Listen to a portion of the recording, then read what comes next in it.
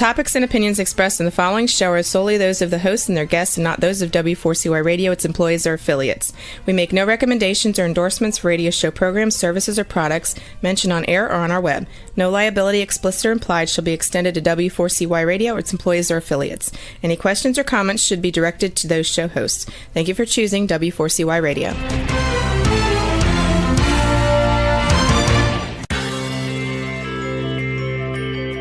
Who is January Jones? She is not a young, beautiful, talented actress on Mad Men. She is not an older, gorgeous, exotic dancer from the Johnny Carson Show. She is an author, and she wrote Thou Shalt Not Whine, the 11th Commandment, that reached #1 at Amazon.com. She is a reality TV golf personality with World High Stakes Golf televised on HDNet. She is a humorist and winologist expert. She is your featured host today on January Jones Sharing Success Stories. So sit back, relax, and get ready to laugh and listen to Ms. Jones with her eclectic roster of guests as you learn life's lessons. These stories plus sharing equals success. Welcome, and remember, beware, because you are entering the no whining world of January Jones.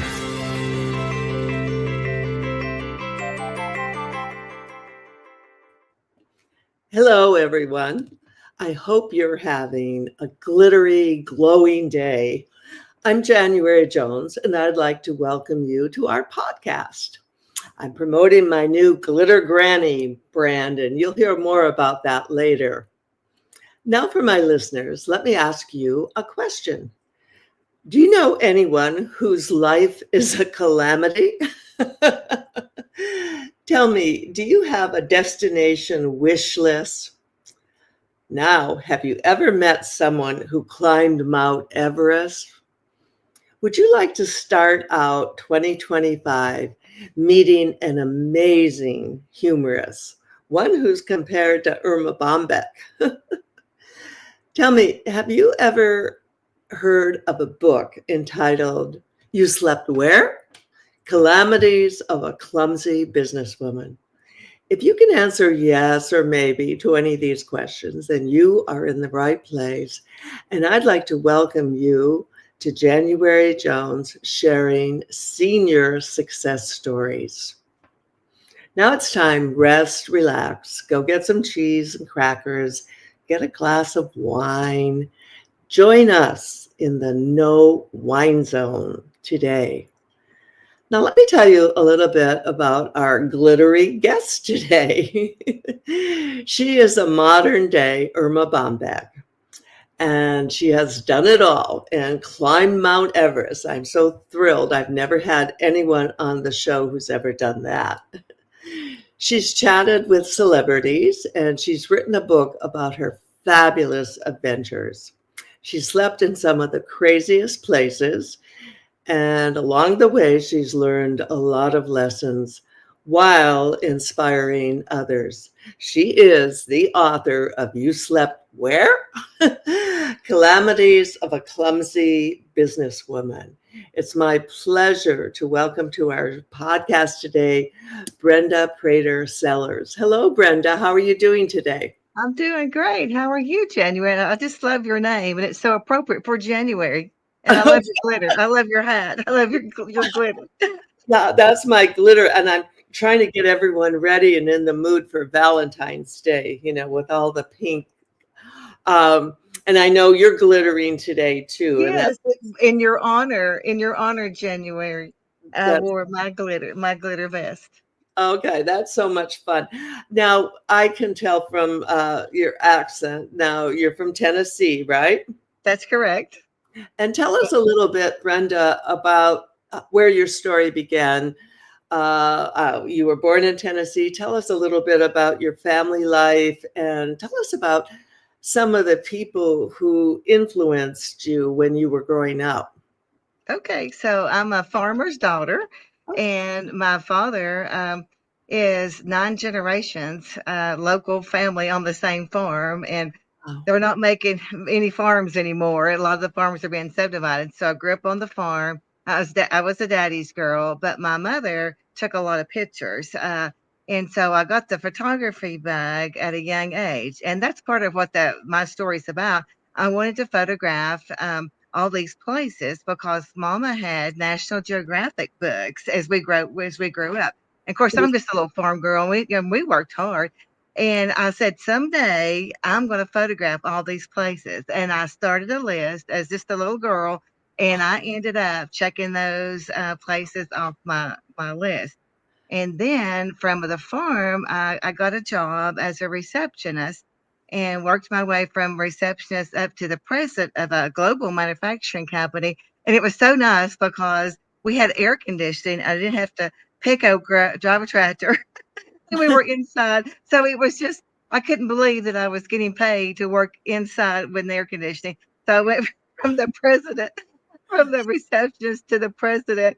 And then in 1990, we were in the automotive aftermarket business. And in 1990, I won this woman or a man of the year award because there was no women category.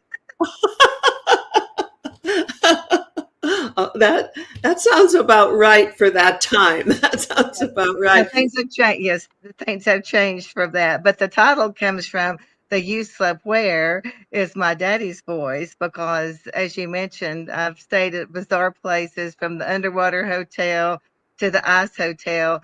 But I actually went and slept in a silo in Ohio, and my Great Depression daddy, farmer daddy, could not believe that I paid to sleep in a silo, and he was, "You slept where? You slept where?" He cannot believe it when we have a silo in our backyard. Oh, that's great. And having a dream board or imagination board, I've heard so many people talk about that. Never have I heard anyone do it that young. The closest I came to that, Brenda, was I was growing up in Michigan, and it was freezing, and we'd be walking to school in the snow, and I'd have ice forming on my cheeks. And my dream board was, I'm going to live in California. That's good. Good for you. And then actually, when I was about 25, it happened. I ended up living in California for 40 years, but I never put it on a board, and I never showed or told anyone else about it. Good for you.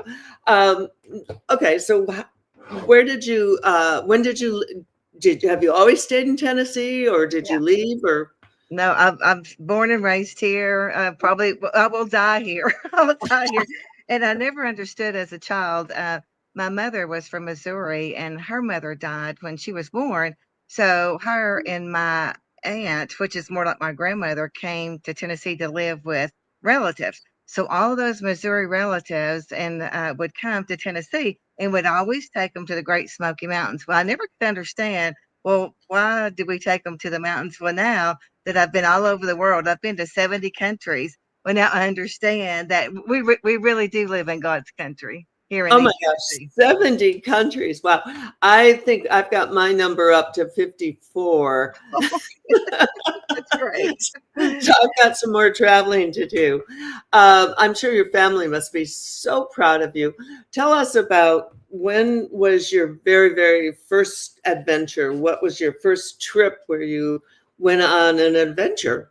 Oh, well, I started really young. I was a scuba diver. My whole story is very serendipity. I was at a get together at my next door neighbors. I met a scuba diver instructor, and I'm like, well, I grew up at the lake, but never did really scuba dive. That wasn't really on my list at the time. And he goes, well, I have a class starting the next night. I said, well, sign me up. So I signed up, but went to scuba diving, learned how to be a scuba diver, and I had to take my husband, Big Ed. He's also in the book. He's called Big Ed, but that's affectionately called Big Ed. He's just a big guy. Well, he didn't know really how to swim, and he didn't want to really learn to be scuba diving. But scuba diving 101, you have to have a partner. So anyway, our first adventure was that we scuba dived down. You had to be certified, and we were. But he whined, whined like a little. It was cold, but we stayed at an underwater hotel, which was 30 feet under the water, and you have to scuba dive to it.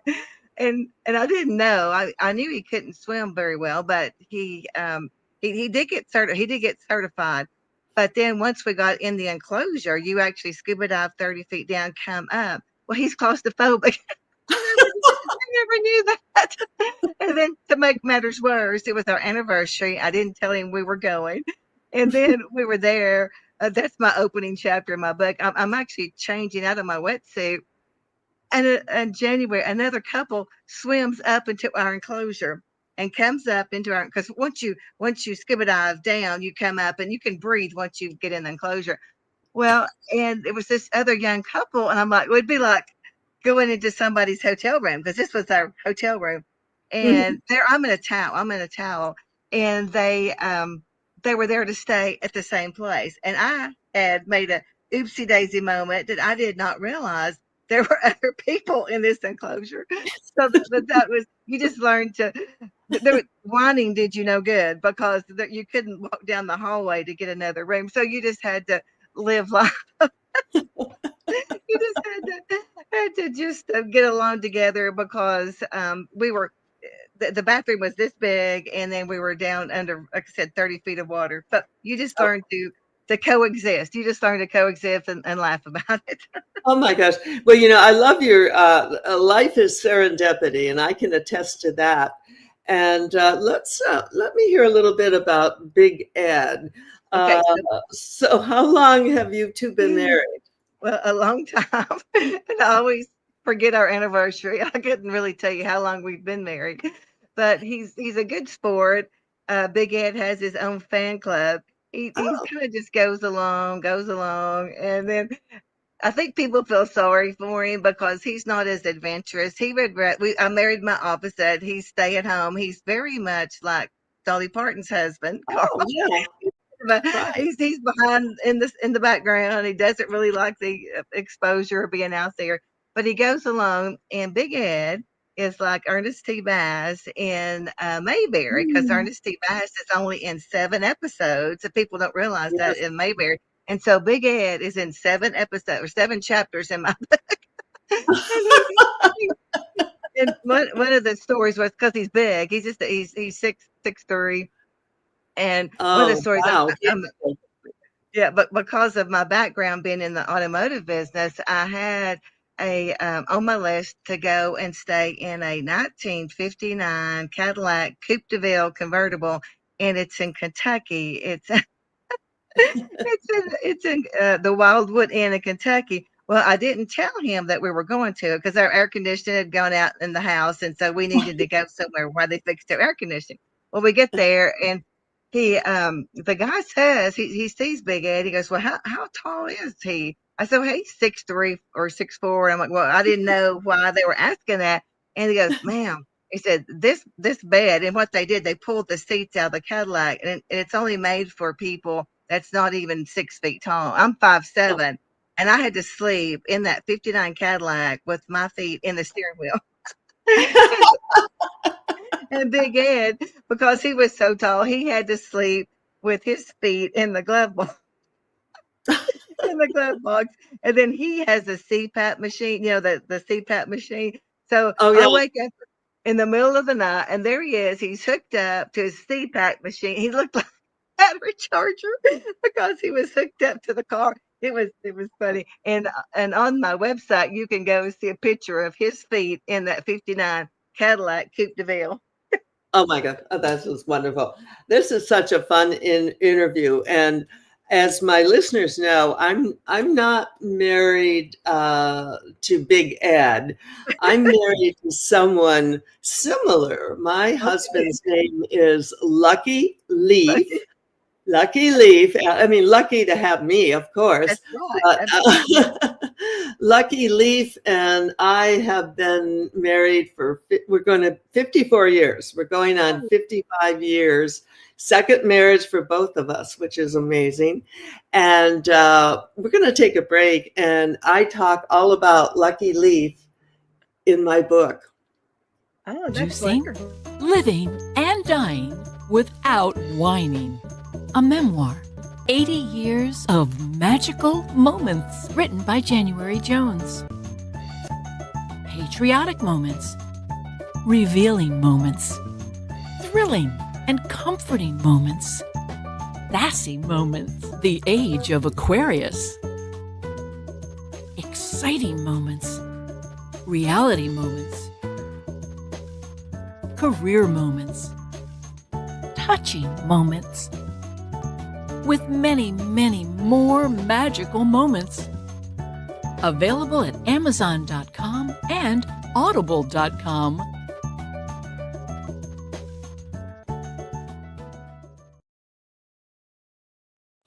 Welcome back with my glittering, clumsy catastrophe friend, my new friend Brenda. And for the record, we're going to promote both of our books, of course, throughout this podcast. But Brenda and I are going to exchange books, and then we're going to have her come back on the show. And I'm going to ask her questions, and she's going to ask me questions. And I think we're going to have a fun time. Tell me, Brenda, do you have children? Okay, I have one what we call blood child. We have one son, but we raised 15 other kids, and that is because he was a pauper kid. He played sports, but then he ended up quitting sports and going with a band. So all these kids are groupies. So with these 15 kids, we went from grade school to high school to college and beyond. And I'm still in touch with these 15 kids and more. They've even there's more. There's even more than the 15 now. So Okay. Yeah. Well, he sounds like a very lucky young man to have you. I noticed a theme in your presentation is a humor, and I told you before we went on the air when I wrote my humor book, "Thou Shalt Not Whine." I did it in the tradition of Erma Bombeck because I write about things that happens to women, everyday things, mothers, everything. And that's pretty much what you've done with your book, right? yes, well, and those aren't my words, but I thought that's who I wanted to write like, and that she was kind of my mentor. And I actually even went to the Irma Bombeck School in Ohio. They have a Mm. week long class that they can teach you how to write, and Oh that my gosh. was yeah, that was a blessing to learn how to do that. But during COVID, when I was trying to finish my book, I had beta readers, and then one of the beta readers, she was the one that's her little blurb on the back of the book. She called me a modern day because Irma Bombeck was the housewife, but I was the businesswoman, so that's why she called me a modern day Irma Bombeck, which was Okay. an honor for me. I just thought that was funny because at the time that I was writing that book, my mother was dealing with dementia, so my sweet, timid Christian mother was going through dementia, and so I needed to laugh, and so I would write stories to make her laugh. So, and that's Oh, where the laughter came because it's better to laugh than cry. yeah, yeah, yeah. Well, we all learned that along the way. If you can't have humor, there's going to be no hope. You have to have humor That's and right. hope to get through life. That's kind of a theme through everything I've done. You're a businesswoman. Now, I started my business. Actually, I was in business before my first book and other businesses, but my first book I wrote when I was 50 and then started the rest of this career. So you're never too old to have fun and Right. do different things, right? That's exactly right. So you're just as young as you feel. Okay. Now, taking care of your mom with dementia, I'm sorry. And how long was that period of your life? It was an average of 10 years, and that's where I kinda learned to balance. I was running business. I had two different businesses at that time, and then you had employees. We had a photography business. We actually had a scuba diving business too.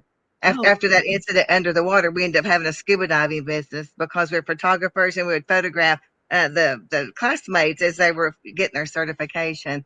But oh, mama had the dementia for about 10 years, and in that, you just learn how to keep mama happy. That was our goal, keep mama happy. And mama loved to read, but it got so she couldn't really remember what she was reading. But I would write my stories, and that's how I finished my book.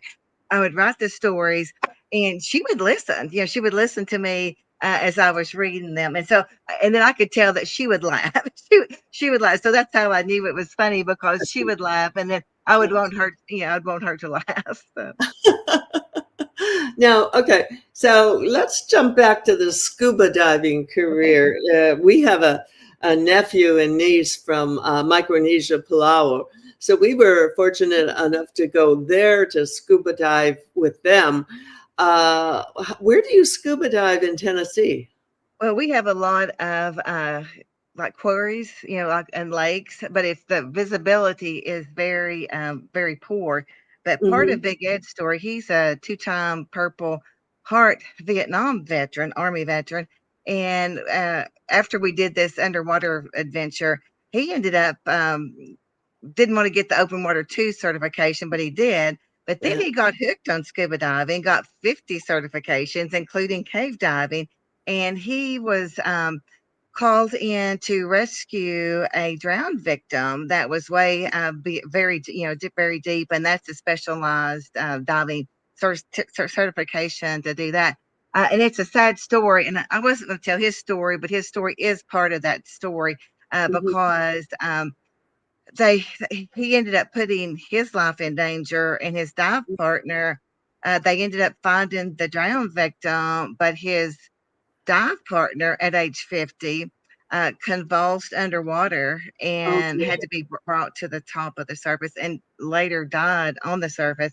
We're at Oh, UT Hospital, but that brought all of his PTSD back. So even though, and then he stopped diving after that accident, but then he spoke at West Point and different places in Canada, mhm. showing and teaching people the seriousness of scuba diving and the dangers of scuba diving. Yeah, yeah, for sure, for sure. Yeah, that's something you have to be really careful about. Okay, I have to quickly get to this Mount Everest story because you're the first person who's ever been on my podcast who's climbed Mount Everest. Well, my next question, of course, is did Big Ed go with you? Oh no, No, definitely not. no. Definitely, he definitely would never do that. And I'm not really a mountain climber, but I was photographing, and people don't realize I was photographing. There's 4 sets of wonders of the world. Well, that's 4 times 7, and the Mount Everest is one of the natural wonders of the world. Well, Mhm. I'm also a skydiver, so if I could have skydived over Mount Everest and took the picture to check it off my list, I would have done that. But it's too high. It was too high, and I had to sign a waiver that, if you die, they don't bring you back because it's too high. They just throw some rocks on you. So Yeah. I jokingly told our Tom that works at our local funeral home, is like, well, if I died, it's going to be a cheap funeral because they just throw some rocks on you. It's going to be cheaper than you buried me because they throw some rocks on you, and then you're good. You're good to go. But I said, my biggest accomplishment of climbing Mount Everest was that I didn't break a nail. That was my biggest Oh, accomplishment. God. Oh gosh, these nails are important, aren't they? I didn't break a nail, but I didn't do well. So don't be impressed at all. There again, Okay. I was just my goal was just to photograph the mountain. Well, for 3 days, I don't remember. There's pictures of me on oxygen. I don't remember those days. For 3 days, you didn't even you didn't even I didn't remember anything for 3 days for 3 days. But Oh the my funny gosh. part about that was I survived the mountain, and then I came back to Nepal with my Sherpa. You had to have a guide to get on the mountain. Uh-huh. Well, I get back to the hotel in Nepal, and my guy he says something to me, so I turned around and I was going into my hotel room, and I hit my head on top of because I was taller than the door frame there in the fall. I hit my head, it about knocked me out. And then I go inside my room, and there was a steps. I didn't see the steps, so I trip, I fall, sprain both my ankles. This is in the hotel room. In the This is not on the fall. mountain. Yeah, after I climbed the mountain. And then to make it even worse, I could not wait to wash my hair, shave my legs, and to get a bath. And so I put on the hotel issued flip flops because I could not wait to get out of those. I mean, I'd had those hiking boots for three weeks, almost 4 weeks, and could not Uh-huh. wait to get those things. But I had an allergic reaction to the plastic in the flip flop. And my feet just puffed up. So I always say, I said, well, I climbed Mount Everest, but I survived Mount Everest, but the hotel about killed me. Oh my, yeah, it sounds like it. Now, you talk about your Sherpa. Obviously, your Sherpa was on the mountain with you, Yes, but yes. did someone else travel with you to Nepal to do this, or did you go by yourself?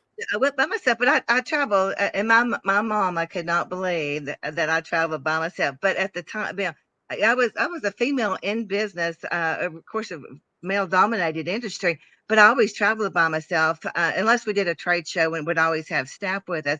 But I was used to Mhm. traveling by myself. I was raised with brothers, so I had an older brother, younger brother. I was used to being with men, but the problem with climbing Mount Everest is that I ended up just getting one guide. You have to have a guide. And then I had another, the second Sherpa carried my gear. Well, my camera gear was 30 pounds, and my food. And what he did, bless his heart, he could not read or write, but he could carry 150 pounds on his back. So that was his job. And bless his heart, he walked 2 days to meet us there in Nepal. Well, actually, yeah, in Luca, before we started the hike. He walked 2 days before we started the trek on Mount Everest. So, and then Oh, wow.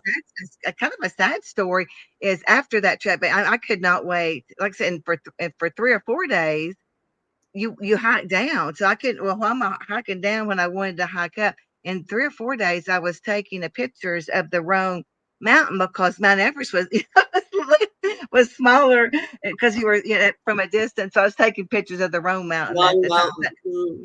But Wow. You're what was so, sad, he every year after that, he the Sherpa, and that's their livelihood. And they said before I went there that if they don't think you can make it, and I went through 4 trainers, 10 months of training.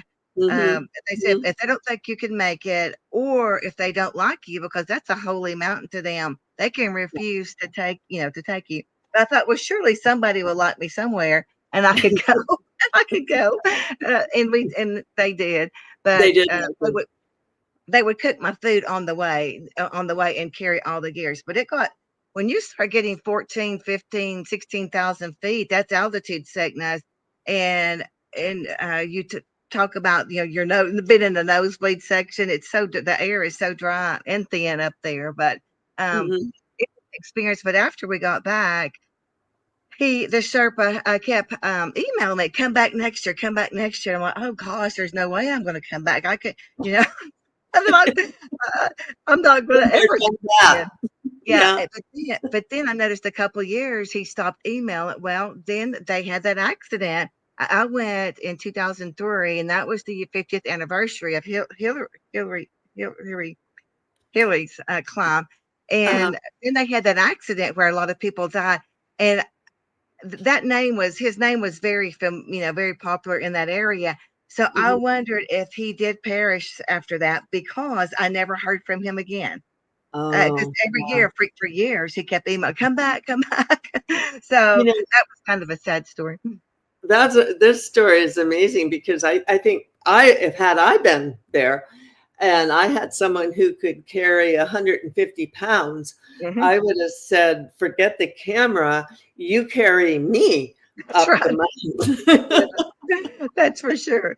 Well, it got so I couldn't even, he did end up taking my camera gear, and then I had, like, a little camera around my neck, but I Uh, couldn't even do this, to raise the camera, to breathe, I couldn't even do that. I mean, it's like one step at a time, one breath at a time, so and a headache. I just had a really, really bad headache the whole time, oh my so gosh. And I'm going to read about that in your book, I hope, when you send it to me. And when you get my book, you're going to read about one of my honeymoons where Lucky Leaf took me on a honeymoon to the Alps Oh, so we could go skiing. oh, wonderful. And I am like a new skier, and he hired my ski instructor, old Eddie, who it could have been like a Sherpa.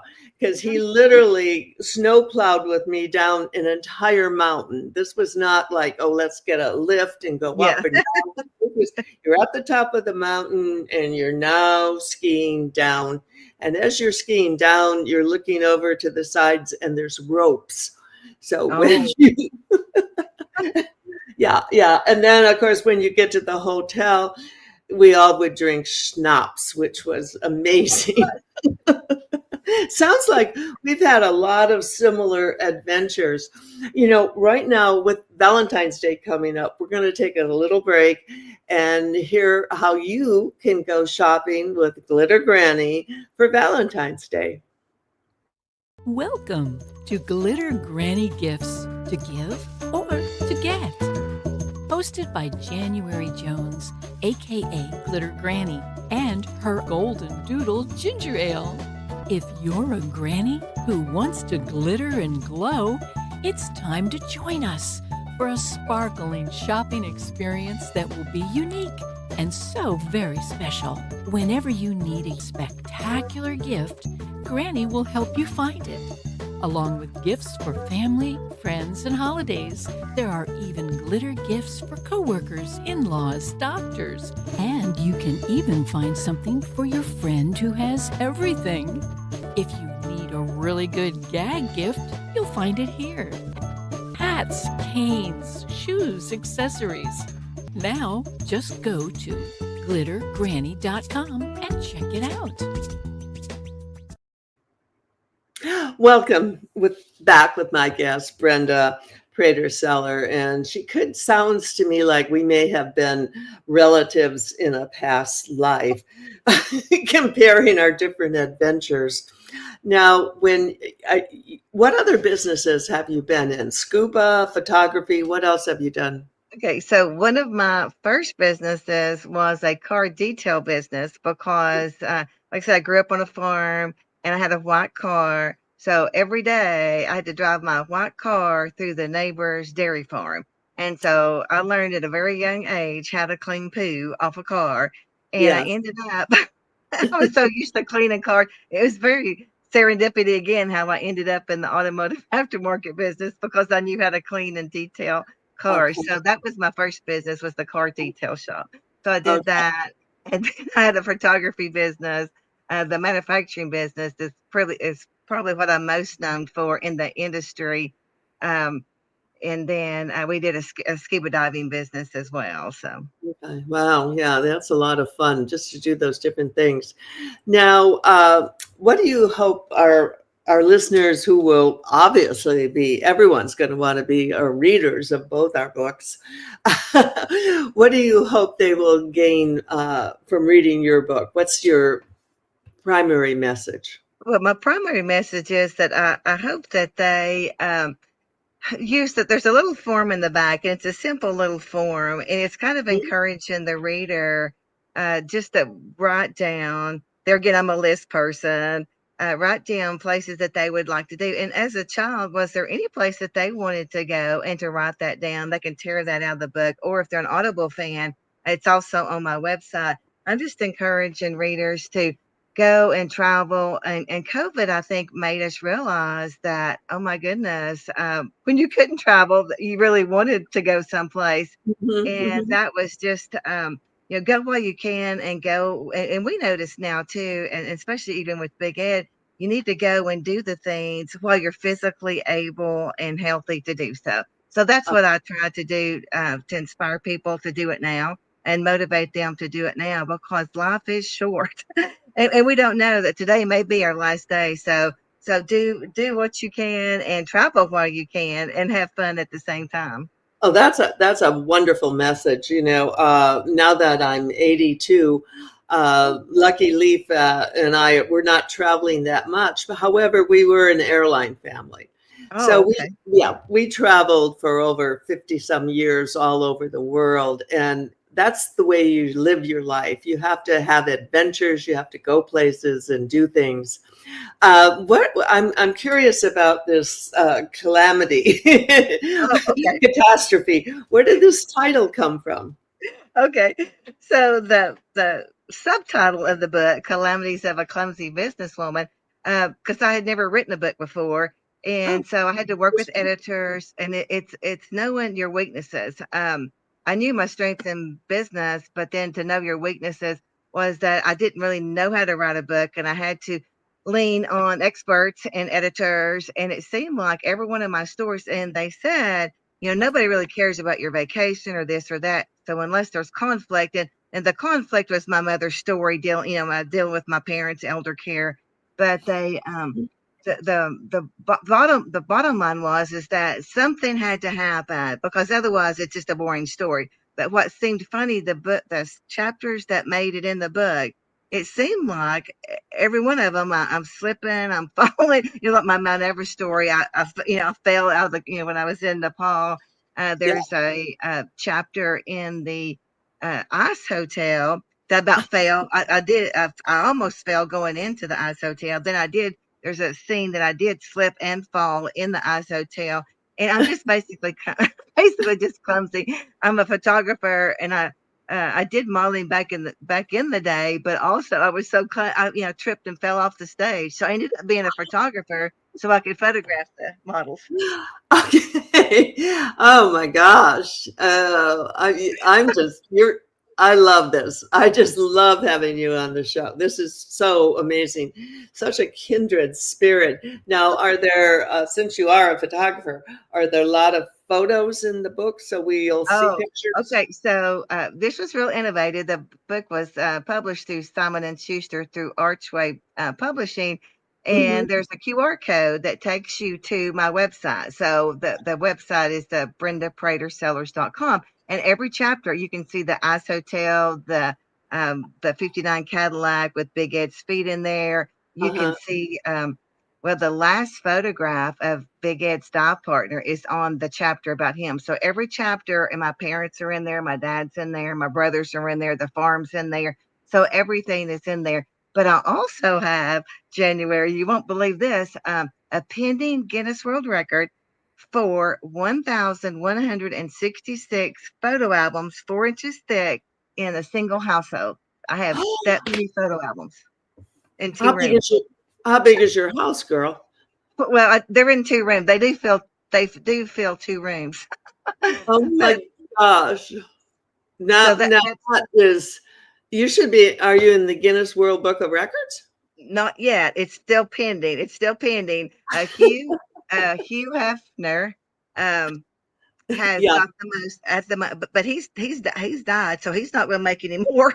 So I hope I can beat the record. But Big Ed is also a photographer, and that's part of the story, is that we compete, for the whole stories about competing with the best picture. And so he ends up being, spoiler alert, the better photographer. So, but that's because we have so many photographs, so many kids that we'd photograph too. So that ends up with that many photo albums. That is so impressive. And of course, Hugh Hefner is no longer into books or bunnies. That's right. That's right. I'm pretty sure you can take that title away from him. Any destinations left, places that you haven't been that you want to go to? Yeah, there's always a list. The list continues, but some of the places that's on the list, you had to win a contest, and I didn't win the contest. There was a contest that you could sleep in Dracula's coffin in Romania, but I didn't win it. Yeah. I thought, how bizarre was that? But I thought I'd have a good chance because I was working on the book. I've stayed all these other bizarre places, but they were really looking for more Dracula enthusiasts, not just people that stayed other places. Okay, yeah. So you have to bone up on a little Dracula. So I'm going to go back and say, well, now that my book is finished, would you let me sleep in Dracula's coffin, please? That would be fun. That would be on my bucket list for sure. Okay. But I have slept in a morgue in Missouri. There's an Airbnb in Missouri that you can, and I slept on, you can sleep on the embalming table. That's pretty funny too. So. Okay, this is amazing. Before we close out today, let's talk a little bit about the $50,000 that you've raised for nonprofits. I'm Yes. curious to hear that story and how that played out. Okay. Well, yeah. Thank you for asking about that. That's the reason I'm having this conversation with you, and that's the reason I do what I am doing to promote that book because of my mother's story. Yeah, even though the book's about my bizarre adventures, it's really my mother's story and how she was, how that disease changed her. And Mhm. we have a Tennessee Alzheimer's here, and we did a fundraiser. It was Evening with the Author. It was a paid ticket event, and that one event, January, made $31,000, just one event. And that's obviously a nonprofit for the Tennessee Alzheimer's. Uh, And if you go on Wonderful. my social media, you can see pictures. They had pictures of my mom there, and then I spoke at the event. It was a Mhm. wonderful event, right across from my family farm down at the lake. And so I grew up just right across the lake. So it was a very good venue. It's called Marblegate in Friendsville, Tennessee. So that was the first episode or first fundraising that I did. And then before the book was even published, and this was during COVID, Okay.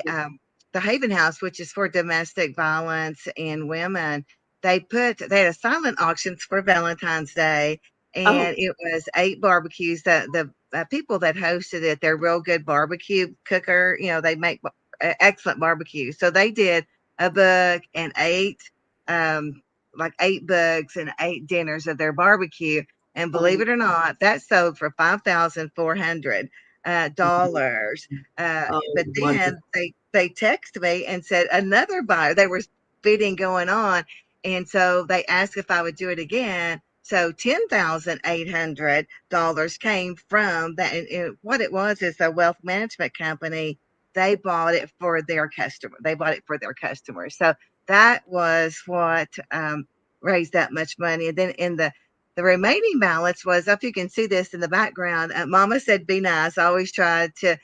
Mama said, "Just be nice." That's my theme. And so I did the little shirts. I sold the little shirts, and then the proceeds went back to the Tennessee Alzheimer's. So that's how it's got to be $50,000. And then I do a lot of donating. Like I'm in the Rotary Club, and then they did a book, and then I'm a big M&M's eater, and I did a book and a door prize drawing. So all of that helps raise money for other nonprofits and other civic groups. So Oh, anything you could do to give back to the community. So oh, that's incredible. And I love the M&Ms thing because I'm addicted to those too. We have a lot in common. So for book signings, where have you been signing and Oh, promoting okay. this? So my book signings have been as bizarre as my book. I Life? had the okay, so let me think of all the I had the first ever drive-by book signing. Those books, a box of books are heavy, and my book's a hardback book. So I'm like, I'm so tired of carrying these books around. So we had a drive-by book sign. They drove around, get it and go. And then we had a lot of antique cars that came that day because car people came. And then I did a book signing at Millennium Manor, which is the old castle here in Alcoa. And it was that we did doing a like a Viking Renaissance festival. Like, hey, come get free M&Ms, get a book, get a tour. And then we had the first ever book signing downtown Maryville Capitol Theater, and it was a surprise birthday party for Big Ed. Even though we faked it as a book signing, which it was, but it was also a birthday party for him. So people would come, and then they would make a donation check. And he was 70. Oh, And so they would make that, and they would make that the check out to Tennessee Alzheimer's in lieu of his birthday. And that event raised maybe $1,500 to $2,000, just that one event where mhm. people came uh, and people knew it was his birthday Yeah. celebration, but he didn't know. He didn't know he was. That's the fun part of a surprise party. Out of curiosity, how did you and Big Ed meet? Okay, we were in the yes, totally opposite. I didn't like him at first because I said that he's a photographer. We met in a local camera club, but Oh, because he's undercover investigator, I didn't really know what he did for the government, but he found out my age. And that just, and he told me, he said he found out how old I was. And I didn't like that about him because I don't know, we didn't start out on a good path. Because I felt like he was snooping into my background. And I said, he had the ugliest shoes. He had the ugliest shoes that any man I'd ever seen. And I don't really notice shoes, but his shoes were ugly. But then as time goes on, he was so nice. And he was a mama's boy. He was real good to his mama. So that's a good thing. Yeah. And then he was a really good photographer too. And we have a photography studio in our home too. And so we're totally opposites. He's very good with lighting, very technical photographer, and I'm more creative. So we kind of work good together. Yeah.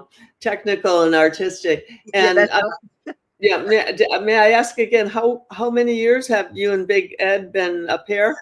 A long time. I don't really know the number. I'll have to have the math, but long enough.